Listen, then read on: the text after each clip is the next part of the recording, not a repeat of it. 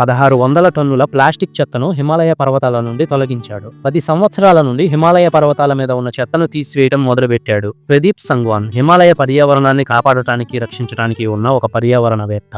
Ajmer military స్కూల్లో చదివాడు.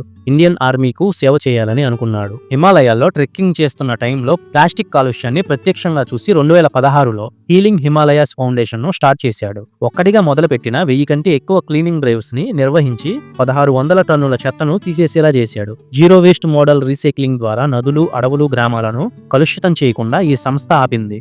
ఈ మధ్యనే కేదార్నాథ్ తో మొదలుపెట్టి చార్ధామ్ వరకు విస్తరించాలనే నమ్మకంతో ప్రదీప్ ఉన్నాడు. దాదాపు 10,000 కిలోమీటర్ల వరకు ఈ బృందం నడిచింది. వీళ్ళు 30 కిలోల బరువు ఉండే సూట్ తో ఉండి పర్వతాలను శుభ్రం చేస్తారు. పాత చెత్తను తీసివేయడమే కాకుండా కొత్తగా కాలుష్యాన్ని తగ్గించడానికి కూడా వీళ్ళు ప్రచారం చేస్తూ ఉంటారు. ప్రదీప్ తన కుటుంబ సభ్యులతో పర్యావరణ శుభ్రతను కొనసాగిస్తూ ఉంటాడు. మొదట్లో ఈ క్లీనింగ్ సహాయం చేసే వాళ్ళు అతనికి దొరకలేదని చెప్పాడు. హీలింగ్ హిమాలయాస్ సంస్థ దాదాపు 8 లక్షల కిలోల పర్యావరణ కాలుష్యాన్ని ఇప్పటి వరకు తీసేసింది.